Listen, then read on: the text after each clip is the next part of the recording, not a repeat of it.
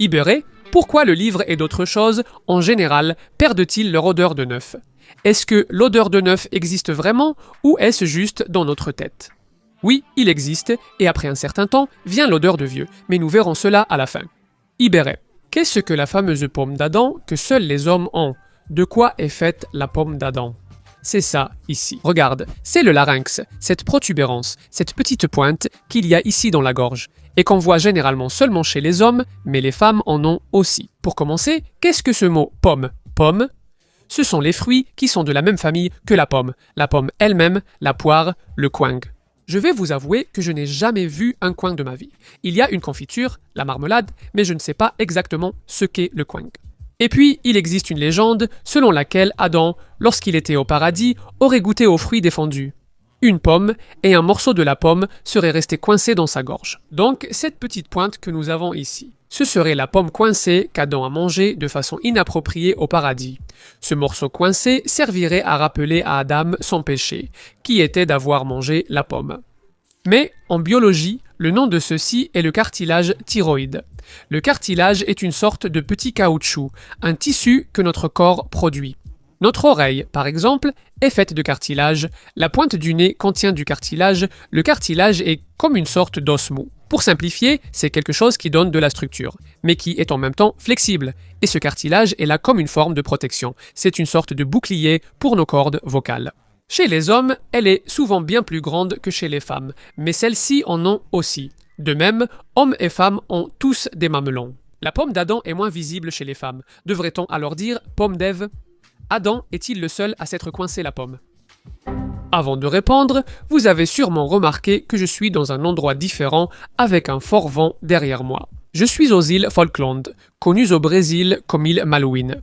Nous sommes venus pour voyager et filmer des vidéos pour vous montrer cet endroit. Mais comme il y a beaucoup de vent, notre avion n'a pas pu décoller, donc on a dû rester ici plus longtemps que prévu. Et j'avais déjà ce bord de mer. Pour enregistrer, j'ai pensé profiter de ce décor sympa pour filmer ici et poser quelques questions liées à cet endroit, comme celle-ci. Cet endroit abrite environ 1 million de manchots sur l'ensemble des îles. Les manchots ont-ils des genoux? Ils ressemblent à un œuf avec 2 petits pieds. Ils marchent de cette façon très drôle, en se balançant d'un côté à l'autre. Et alors, on a la fausse impression que le manchot n'a pas de genoux. Mais si tu regardes un squelette de manchot, tu verras que le genou est bien là. Et pire encore, le manchot a toujours le genou plié. Lorsqu'il est debout, il marche légèrement accroupi. Le genou du manchot n'est pas visible car il est caché sous la peau et la graisse. Là, on voit seulement les petites pattes de l'animal. Et il marche de cette façon bizarre, parce que le manchot est un animal entièrement adapté à l'eau et non à la terre. Comme beaucoup d'autres animaux ici, comme l'otarie, l'éléphant de mer, ce sont des animaux qui se déplacent mal sur la terre ferme. Mais dès qu'ils vont dans l'eau, ils deviennent des torpilles. Ainsi, la démarche étrange du manchot est en fait la plus économe en énergie et lui convient le mieux. Mais son genou est bien présent à l'intérieur. Oui, Ibéré. Pourquoi le nez coule-t-il quand il fait froid? Une accolade, allons-y, quel est le rôle de notre nez? Ce ne sont que 2 trous qui amènent l'air aux poumons, non? En plus de sentir les odeurs, le nez a aussi la fonction de préparer l'air qui va vers nos poumons. Le nez est tout ce qu'il y a derrière, d'accord? Alors, le nez, par exemple, filtre les impuretés de l'air. Quand tu retires une crotte de nez, il y a pas mal de saleté qui flottait dans l'air. Le nez réchauffe l'air, il met l'air à la température de notre corps pour qu'il arrive jusqu'aux poumons. Ce qui nous intéresse surtout ici, c'est que le nez humidifie l'air, qui doit être humide pour atteindre les poumons et éviter d'assécher l'intérieur. Ce qui se passe quand il fait froid, généralement, c'est que l'air est plus sec. Alors, ton corps doit produire plus de mucus, il doit produire plus de morve pour réussir à humidifier l'air. Alors, très bien, l'air entre par ton nez, passe à travers beaucoup de morve, arrive bien humide dans les poumons, tu prends l'oxygène, tu rends le dioxyde de carbone et tu rends aussi de l'eau. Donc l'air qui est entré, qui était déjà humide, devient encore plus humide et au moment où cet air sort, il est super humide. Et là, il va rencontrer un environnement glacé, juste ici, à la sortie, juste dans tes narines, et un air rempli de vapeur d'eau. Au moment où il rencontre l'environnement glacé, il va commencer à se condenser, il va commencer à former des gouttes, donc tu as 2 effets. Ton corps produit plus de mucus et aussi l'air. Il y a beaucoup d'eau, beaucoup de vapeur d'eau qui commence à se condenser juste sous le nez. Et c'est pour ça que le nez coule quand il fait froid. C'est intéressant ce mélange de physique et de biologie, n'est-ce pas, Chico, papa de Sarah? Comment les baleines dorment-elles si elles doivent remonter à la surface pour respirer? Avant tout, rappelons que la baleine n'est pas un poisson, d'accord? La baleine est un immense mammifère qui a besoin de respirer, tout comme nous. Donc, si tu regardes, il y a plein d'images de baleines en train de projeter un jet d'eau. Parce qu'elles ont des narines, tu vois, le petit trou par lequel la baleine respire se trouve sur son dos. On l'appelle l'évent. D'ailleurs, les baleines ont 2 trous. Et les pingouins n'en ont qu'un seul. Regarde, l'un des évents de la baleine ressemble vraiment à un nez. La première question qui m'est venue à l'esprit quand j'ai vu cette question, c'est combien de temps une baleine peut rester sous l'eau? Tu vois? Parce que nous, on arrive à rester, je sais pas, quelques minutes tout au plus. Ça varie selon les espèces, mais la baleine bleue, qui est le plus grand animal du monde, peut rester environ 20 minutes. Et le cachalot, cette baleine qui a une petite bouche en dessous, pleine de dents, peut rester environ 1 heure sous l'eau. Dans ces situations, une bonne nuit de sommeil n'est pas possible. Les baleines déconnectent alors le sommeil. La moitié du cerveau de l'animal dort. L'autre moitié passe un peu en mode économie d'énergie. Elle reste juste un peu éveillée. Et puis elle prend une respiration et revient, dort un peu plus, une respiration et revient, en reposant la moitié du cerveau, puis l'autre moitié. Pourquoi y a-t-il Léonard de Vinci sur l'étiquette de la cachaça? Vélo Barrero. J'adore ces questions qui n'ont aucun sens jusqu'à ce qu'on découvre qu'elles en ont un. Oui, celui qui apparaît sur l'étiquette de la cachaça.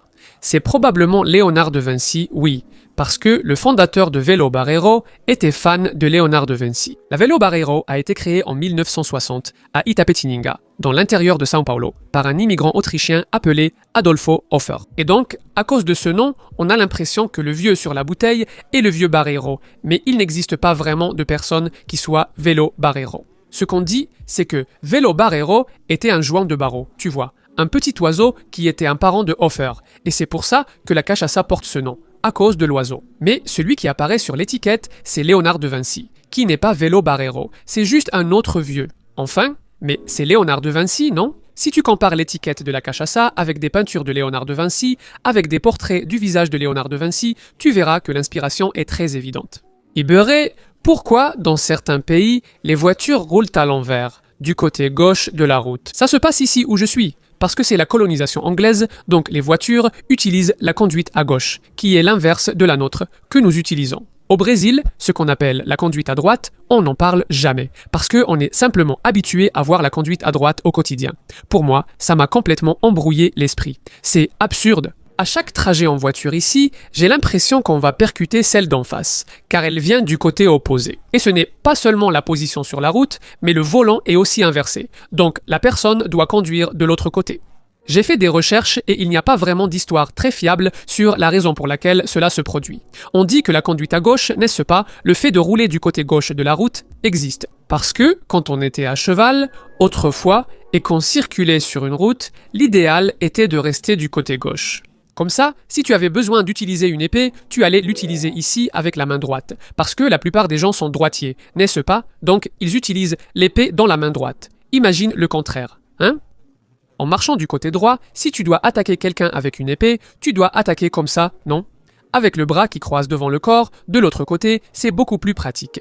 L'histoire de la main française, qui ressemble à une légende pour moi, c'est que Napoléon, gaucher, faisait l'inverse de ce que j'ai expliqué. Voilà ce qu'on a comme fait. C'est que cette main a commencé à devenir une loi dans les pays au XVIIIe siècle, vers 1700 et quelques. Quand il y avait déjà beaucoup de charrettes, beaucoup de chevaux sur les routes. Il fallait organiser pour éviter que tout le monde se bouscule. Et alors, les anciennes colonies anglaises ont adopté la conduite à gauche, tandis que celles sous influence française ont choisi la conduite à droite. Donc, si aujourd'hui on regarde cette carte que tu vois, tu vas remarquer que les pays en bleu sont ceux qui utilisent la conduite à gauche. En général, ils ont été à un moment donné liés à l'Angleterre, comme l'Afrique du Sud, l'Inde, l'Australie. Ceux en rouge sont davantage liés à la France, comme le Brésil et la majeure partie de l'Europe. Mais chaque pays a une histoire différente, ce qui complique les choses. Le Portugal, par exemple, est passé de la conduite à gauche à la conduite à droite, en cours de route. Certains pays ont choisi un côté selon la provenance de leur voiture, qui arrivait en conduite à droite ou à gauche. Comme pour la prise électrique à la maison, chaque pays a choisi son modèle. Les gens s'y sont faits et maintenant il faut vivre avec, car personne ne veut changer. La question qu'on a le plus reçue, après qu'on ait mis notre voilier à l'eau, Peut-être qu'une quille n'aurait pas été une bonne solution. Pourquoi vous n'avez pas mis un contrepoids sous le bateau pour qu'il ne chavire pas? N'a-t-il pas manqué un peu de physique dans ce bateau que vous avez construit? Au fait, qu'est-ce qu'une quille sur les grands voiliers? Comme celui derrière moi? Ici, il y a une sorte d'aileron en dessous, une pelle, qui descend sous le bateau. Elle est très longue, très profonde, parfois elle fait 3 ou 4 mètres, et à l'extrémité de la quille, il y a généralement un lest, un poids, un morceau de fer avec du plomb qui sert de contrepoids au bateau. Donc, si le vent pousse le bateau de ce côté, ce poids en dessous le redresse, alors ces bateaux ne chavirent pratiquement jamais, n'est-ce pas? Le vent essaye de faire chavirer, mais le poids l'en empêche. Il fonctionne comme un culbuto sur l'eau. C'est ça la fonction du poids, d'accord? La dérive ou la quille empêche le vent latéral d'emporter le bateau. Donc, si le vent vient d'ici et que le bateau est là, vous partez par là, ce qui empêche le bateau de faire ça. La quille et le lest sont présents sur les grands bateaux, mais rarement sur les petits. Personnellement, je n'ai jamais vu de petit bateau comme le nôtre avec une quille. Ce qu'ils utilisent, c'est quelque chose qu'on appelle une dérive. Donc, il y a aussi une sorte de pale sous le bateau qui sert aussi à l'empêcher de partir sur le côté. Mais cette pale est rétractable, n'est-ce pas? Tu peux retirer la dérive quand tu veux, et elle n'a pas de poids au bout. Dans le cas de notre bateau, on avait 2 dérives latérales, donc on avait 2 grandes pales qu'on descendait dans l'eau au moment où on naviguait, et qu'on pouvait ensuite remonter. Pourquoi pas de contrepoids? Ce serait mieux pour éviter de chavirer, non? Plusieurs raisons expliquent cela. D'abord, les petits bateaux sont proportionnellement plus larges que les grands, ce qui les rend moins susceptibles de chavirer.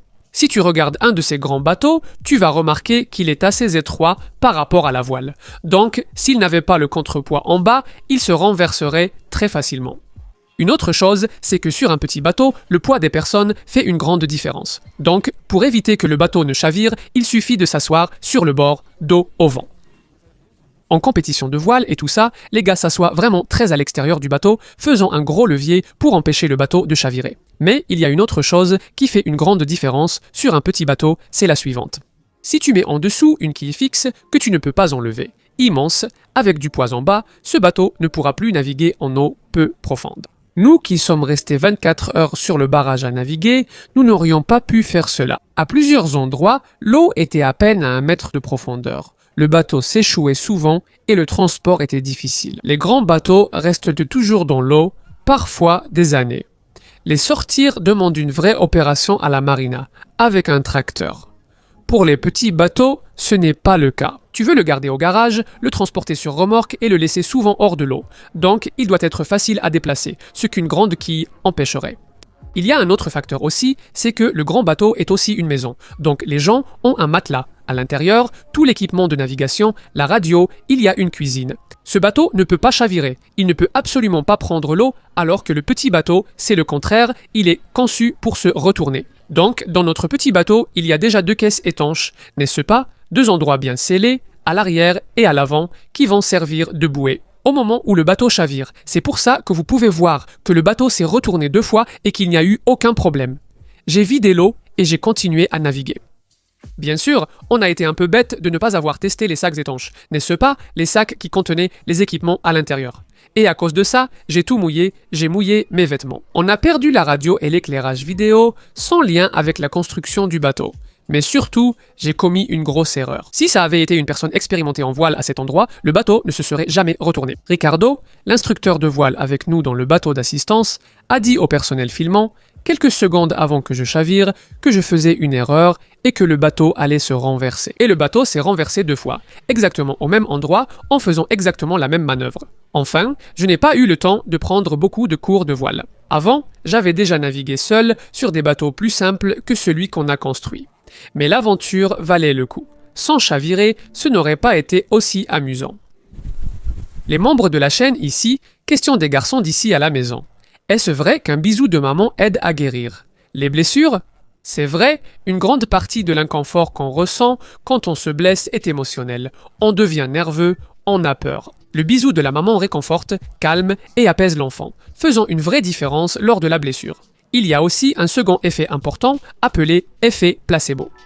Quand tu penses que tu prends un médicament, même si ce médicament est faux, même si c'est un médicament fait de farine, tu vas mieux. C'est prouvé par plein d'études scientifiques, tu vas mieux même en prenant un médicament qui n'a aucun effet.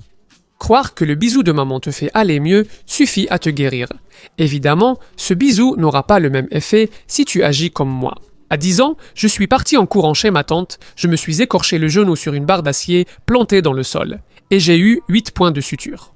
Les urgences étaient plus adaptées alors, mais j'étais plus calme en arrivant à l'hôpital grâce au bisou de ma mère. Encore une question d'un membre ici. Quand on dit adieu, est-ce que ça a un rapport avec Dieu?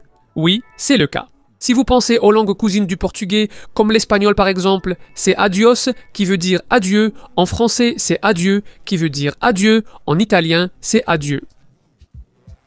Parce qu'on dit adieu au moment de partir, au moment de dire au revoir. Et c'est comme si une personne disait à une autre « Adieu, je te recommande, va. Adieu, ce serait plus ou moins comme va avec Dieu ou que Dieu t'accompagne. » Ensuite, la langue change, les mots se raccourcissent, se rejoignent et aujourd'hui on dit juste adieu. Oui, cela a un rapport avec Dieu. Qu'y a-t-il aux Falklands? Qu'y a-t-il aux îles Malouines? Quand j'ai dit que je venais ici, beaucoup de gens ont demandé « Mais qu'est-ce que tu vas faire dans cet endroit ?» Ce n'est pas une montagne pleine de pierres qui se trouve au milieu de nulle part. Un endroit froid, plein de vent, où personne n'habite. Je dois avouer que c'est aussi ce que je pensais, que c'était un endroit complètement désert, sans grand intérêt. Mais non, c'est un endroit où beaucoup de gens viennent visiter, parce que c'est vraiment magnifique. Pour commencer, ce n'est pas seulement une île, d'accord? C'est un archipel, il y a environ 770 îles, c'est tout au sud de l'Amérique du Sud. Nous sommes là. Pour vous donner une idée, à peu près 1800 km au sud de Montevideo, qui est la capitale de l'Uruguay.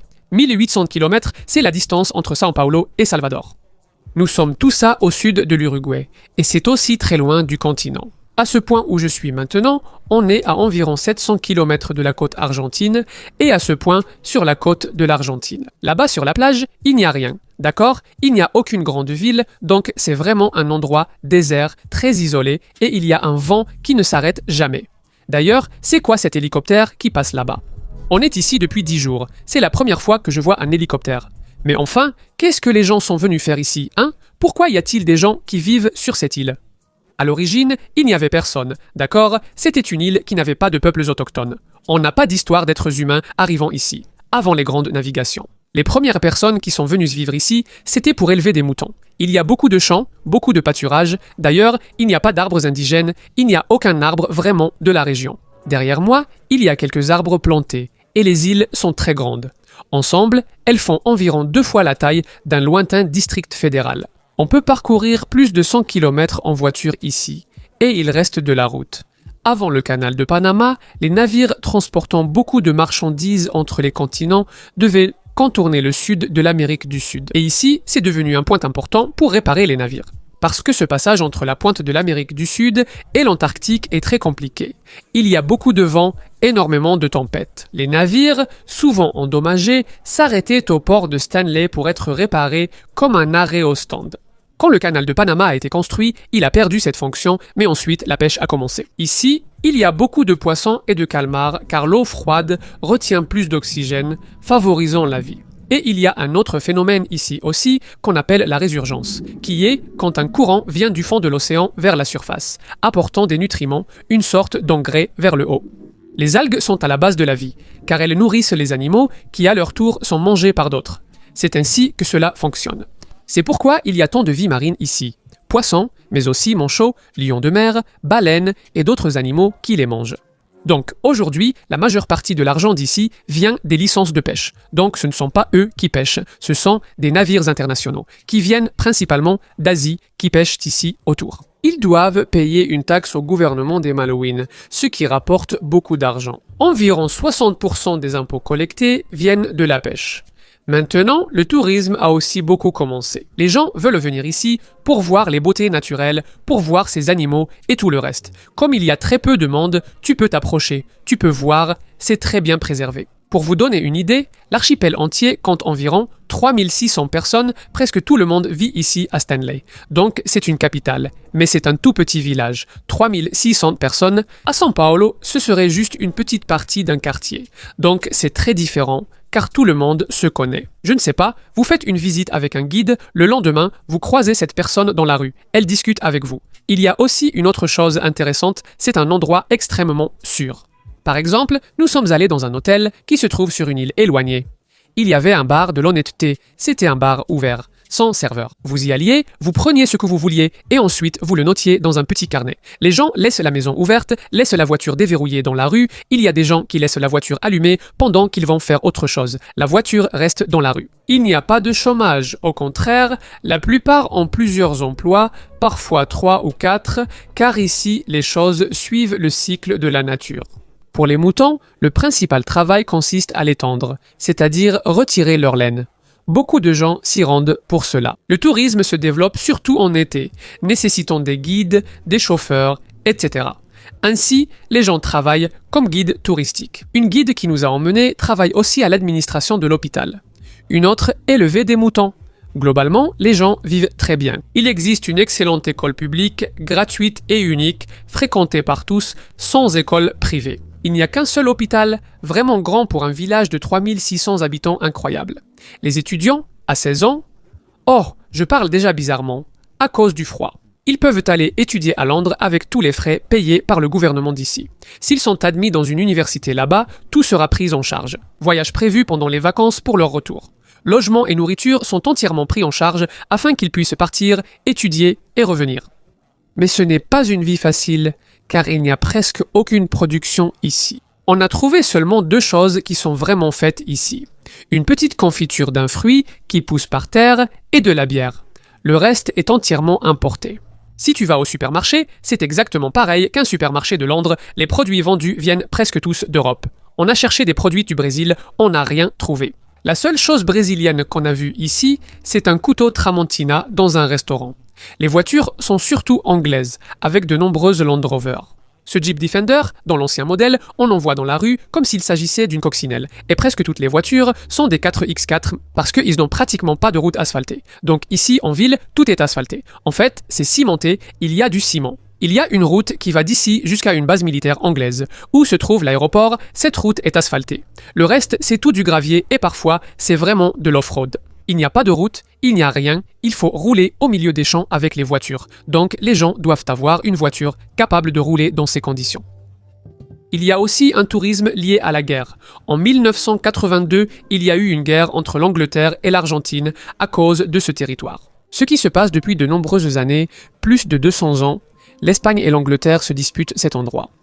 À l'époque de l'Amérique espagnole, avant l'existence des pays actuels, l'Espagne et le Portugal dominaient. En Amérique du Sud, l'Espagne et l'Angleterre tiraient déjà la corde pour voir qui allait garder ces îles. En 1833, l'Angleterre a pris possession. Et à cette époque, c'était un peu après l'indépendance de l'Argentine. Donc depuis toujours, depuis que l'Argentine existe. Elle a déjà dit que ces îles devraient appartenir à l'Argentine, parce qu'avant cela, elles étaient à l'Espagne. Donc, ce qui appartenait à l'Espagne doit maintenant appartenir à l'Argentine, parce que c'est juste à côté de l'Argentine. Et puis, en 1982, l'Argentine a décidé d'entrer vraiment sur les îles, a amené beaucoup de troupes ici et a tout pris en main. À cette époque, il n'y avait presque aucune défense ici. L'Angleterre n'avait ni navire ni rien pour se défendre. Mais ensuite, elle a envoyé une sacrée flotte, des sous-marins, un porte-avions, tout ce que tu peux imaginer. Et il y a eu une guerre ici qui a duré environ 2 mois.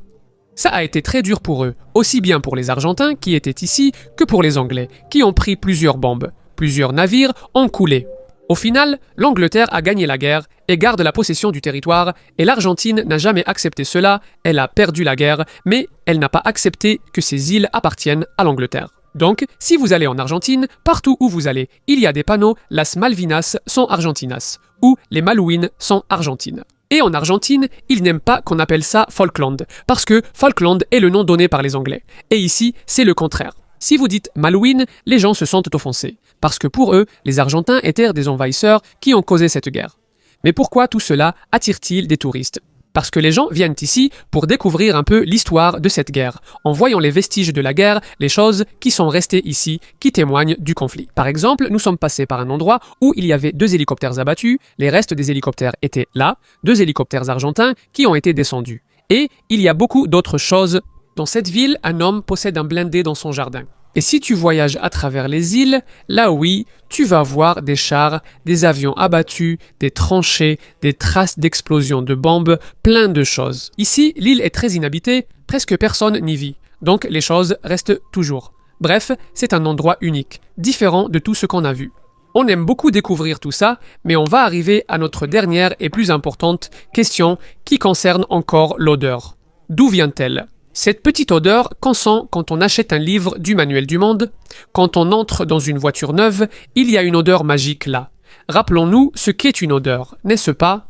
L'odeur, ce sont des gaz qui s'échappent de quelque chose, ce sont des molécules qui entrent dans ton nez, donc le nez. Il fonctionne comme une sorte de laboratoire de chimie, capable d'identifier les molécules qui pénètrent dans nos sens. Je pense que c'est l'un des plus magiques de tous. D'ailleurs, la saveur que nous ressentons dans les aliments, en grande partie, vient de l'odeur et non du goût. D'accord? Un de ces jours, on va tester ça. En faisant un test à l'aveugle de saveur, vous verrez que personne n'arrive à identifier aucun aliment, si on se bouche le nez. Et si quelque chose a une odeur, c'est parce que quelque chose en sort, une substance s'évapore. Ça veut dire que quand tu sens une odeur de caca de chien, par exemple, c'est une partie du caca de chien qui en fait entre en toi. Et quel est le rapport avec les choses nouvelles? Quand quelque chose est fabriqué, il y a beaucoup de colle, beaucoup de peinture, beaucoup de vernis, généralement beaucoup de plastique, et toutes ces choses dégagent un certain type de vapeur. La plupart du temps, elles sont dérivées du pétrole, donc il y a plein de substances chimiques différentes qui finissent par s'évaporer. Quand tu utilises une peinture, un vernis, etc. Si on regarde dans un livre, par exemple, toutes les pages sont imprimées. Les lettres sont une sorte de peinture, donc il y a de l'encre partout.